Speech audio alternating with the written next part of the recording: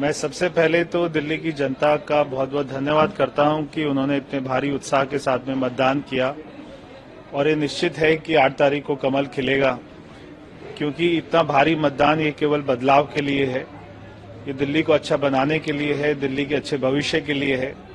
तो मैं सभी का बहुत बहुत धन्यवाद करता हूं। कांग्रेस को भी एक सीट मिल सकती है और आप पार्टी की सीटें भी कम हो रही है अब। देखिए, एक बात तय है कि दिल्ली में कमल खिल रहा है, दिल्ली में भारतीय जनता पार्टी की सरकार बन रही है, तो हमारे सामने चुनौती रहेगी कि जो सारी 11 साल की नाकामियां थी, हमें उसको तो ठीक करना ही है। बहुत सारे अच्छे काम करने हैं। मोदी जी के साथ में मिलकर दिल्ली में एक अच्छी सरकार बनेगी, दिल्ली में सुशासन देंगे, दिल्ली में यमुना मैया को साफ करेंगे, दिल्ली में झुग्गी वालों को उनका पक्का मकान देंगे और हमारे बेरोजगार बच्चों को रोजगार देंगे। बहुत सारे काम करेंगे।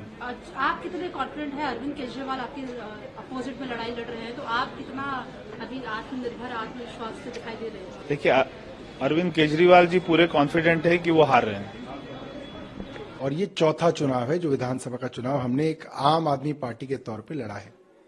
2013 के एग्जिट पोल ने हमें हराया, 2015 के एग्जिट पोल ने हमें हराया, 2020 में फिर हमें कम सीटों पे आंका गया और 2025 में भी पहले के हिसाब से हमारी सीटें कम दिखाई जा रही हैं।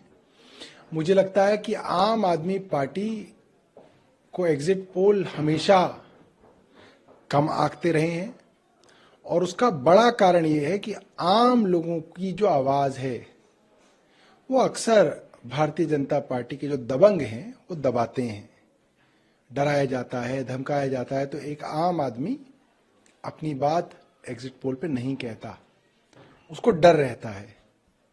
इसलिए तमाम एग्जिट पोल जब जब आम आदमी पार्टी का सर्वे करते हैं वो गलत पाए जाते हैं और आम आदमी पार्टी का वोट शेयर एग्जिट पोल से ज्यादा आता है। जितना मैंने आज पूरे क्षेत्र में अपने देखा, पूरे एरिया में मैं घूमा, जो लोगों का एक्सप्रेशन था, कोई विक्ट्री का साइन बना रहा था, कोई थम्स अप दिखा रहा था, कोई अपनी गाड़ी रोक के उतर के मुझे कह रहा था कि हमने आपको वोट दिया है, आपकी सरकार बन गई, इस बार फिर से आप आ गई। इस तरीके का जो माहौल है, मुझे लगता है कि वो एक साफ दर्शाता है कि एक बड़े बहुमत से, मैं मामूली बहुमत नहीं कह रहा, एक बड़े बहुमत से आम आदमी पार्टी की सरकार बनने वाली है और ये तमाम एग्जिट पोल जो हैं गलत साबित होंगे।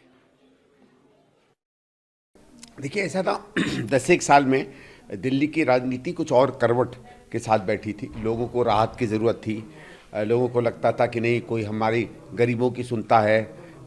लेकिन 10 साल बाद या कम से कम पिछले 2-3 साल से लोगों में एक एहसास होने लगा कि यही बहुत नहीं होता है। रोज़गार की एक बड़ी भारी समस्या बननी थी। दिल्ली जो एक शहर है जिसमें सुविधाएं पहले एक उत्कृष्ट स्तर की थी, उनमें दिक्कत आने लगी थी। और देखिए, जो आदमी यहाँ कमाता है वो उन सेवाओं को भी एक तरीके से अपनी कमाई, अपनी ज़िंदगी का एक हिस्सा मानता है। तो एक तरफ उसके घर में उसके बच्चे बेरोजगार बैठे हैं, तनख्वाहें उस तरीके से बढ़ नहीं रही हैं, महंगाई की उस पर मार हो रही थी और जो अच्छी सेवाएं उसको मिल रही थी उसमें आज धीरे धीरे दिक्कत आने लगी थी।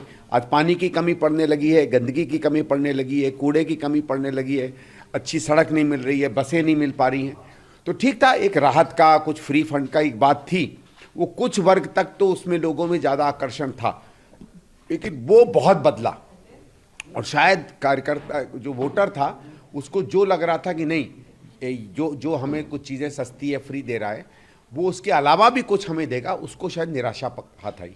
आरोप प्रत्यारोप के बीच में सर, जो कभी आरोप लगा कि ये पार्टी पैसे दे रही है, कभी आरोप लगा ये पार्टी ये कुछ दे रही है, आप इतने वक्त तक घूमे, आज भी घूमे, क्या आपको आज भी ऐसा कुछ पैसा? जी, आज भी हुआ, बल्कि आज को तो 2 में मैं प्रत्यक्ष हूँ। हम लोग इसमें अंसारी नगर में थे, ऑल इंडिया इंस्टीट्यूट के बगल में, तो वहाँ बीजेपी वाले पैसा बांट रहे थे और दिखा भी, हम लोग आँख से देख पाते हैं। फिर मैं डबल स्टोरी के पास था, वहाँ तो हमारे सामने अधिकारियों ने 2 आम आदमी पार्टी के यूथ वॉलंटियर्स को पकड़ा तो सबके सामने पकड़ा गया। तो पैसे तो बट रहे थे, होता है थोड़ा बहुत शराब बटना, ये वो होता रहा है, लेकिन जिस स्केल पर हुआ है, खासकर हमारे झुग्गी क्लस्टर्स में और वहाँ जहाँ थोड़ा सा आर्थिक रूप से चैलेंज लोग रहते हैं, वहाँ आपकी बार मुझे लगता है इतना शायद पहले कभी था नहीं जितना इतना मैंने अभी नई दिल्ली में देखा। सर, जो अभी आंकड़े और एग्जिट पोल सामने आ रहे हैं उसमें बीजेपी आम आदमी पार्टी की सीधी टक्कर है 40-35-42। कांग्रेस पार्टी के लिए एक जो जी, एग्जिट पोल है उसमें 2-3-1 ऐसे बता रहे हैं।